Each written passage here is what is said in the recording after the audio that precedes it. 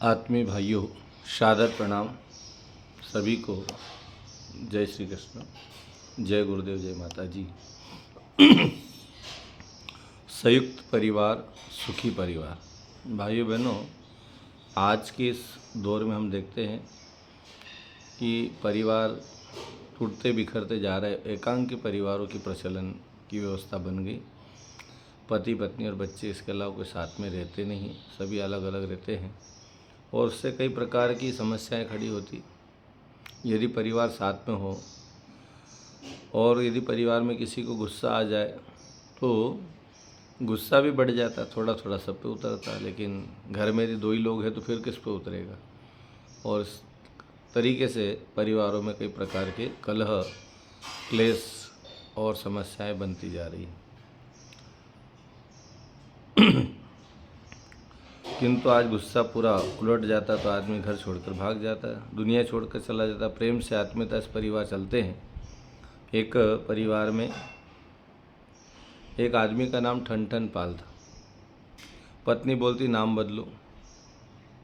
उसने कहा कि नाम नहीं बदलूंगा। पत्नी बोली मैं मायके चली जाऊंगी। पति बोला तेरी मर्जी। पत्नी गुस्से में निकल पड़ी। अब वो रास्ते में गई तो रास्ते में चलते चलते, पुराना ज़माना था, पुराना समय रहा होगा, वो जा रही थी तो रास्ते में देखा एक जो लड़की है उसको मिली और वो लड़की लकड़ियाँ बीन रही थी, चूल्हा जलाने की लकड़ियाँ इकट्ठा कर रही थी। उस स्त्री ने पूछा, बेन तुम्हारा नाम क्या है? उसने कहा राजकुमारी। इसको बड़ा लकड़ियाँ बीनते, तो उसका नाम था लक्ष्मीबाई। उसको बड़ा आश्चर्य हुआ। आगे बढ़ी तो गाड़ी में घास भरकर, भूसा भरकर, चारा भरकर ले जा रहे थे। उससे पूछा भाई आपका नाम क्या है? उसने कहा धनपाल। बड़ा आश्चर्य हुआ। आगे एक व्यक्ति शांत हो गया था, मर गया था, निधन हो गया था, उसकी अर्थी जा रही थी। उसने पूछा भाई ये कौन गुजर गए, इनका क्या नाम था? उनने कहा अमर सिंह। अब इतना सुना तो और आश्चर्य हुआ उसको और वो घर लौट आई। घर लौट आई, पति ने कहा भाई क्या बात है, वापस आ गई? उनने कहा मेरा गुस्सा ख़त्म हो गया। क्यों, क्या बात हो गई? वो बोली ये लकड़ी बीने लक्ष्मीबाई, भूसा ढोए धनपाल, अमर सिंह तो मर गए भले मेरे ठन ठन पाल।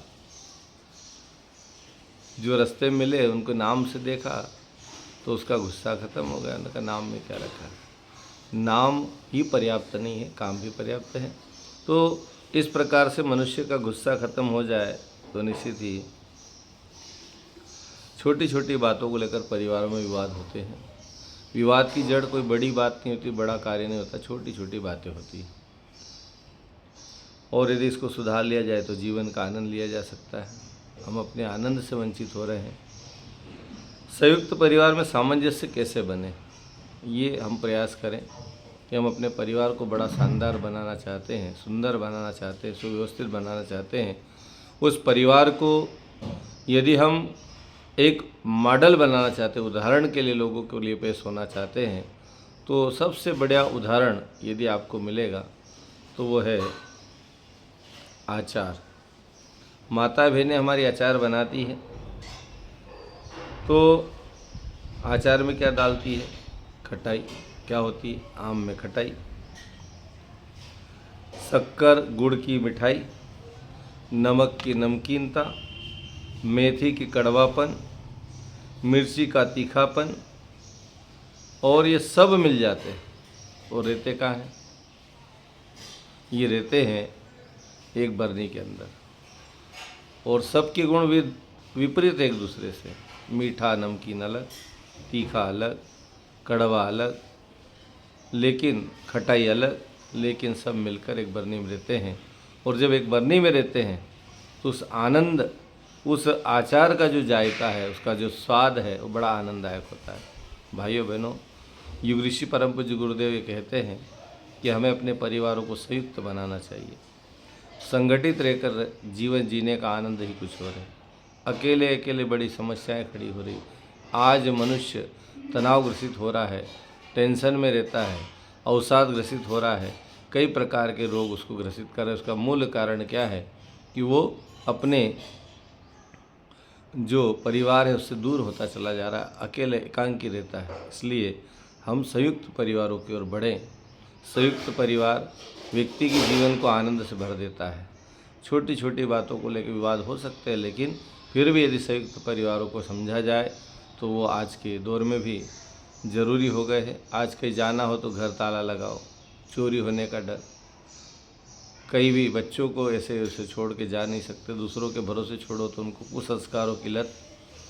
तो यदि संयुक्त परिवार हो तो एक न एक व्यक्ति घर में रहता है, बच्चों को संभाल ले, घर को संभाल ले, और भी धन साधन जो व्यवस्थाएं उनको संभाल ले, और आना जाना भी हो जाए, और सब दो रिश्तेदारी भी निभ जाए, और बड़े अच्छे काम हो सकते हैं। बच्चों में संस्कार देने का काम दादा दादी और बड़े बुजुर्ग करते हैं, वो भी होंगे। लेकिन आज शिक्षा दे रहे हैं, लेकिन विद्या नहीं मिलने से नई समस्याएं खड़ी हो रही। माँ बाप के प्रति बच्चे जवाबदेह नहीं हो पा रहे हैं। इसलिए हम संयुक्त परिवारों की ओर बढ़े। संयुक्त परिवार हमारे खुशियों का खजाना है, आनंद का खजाना है।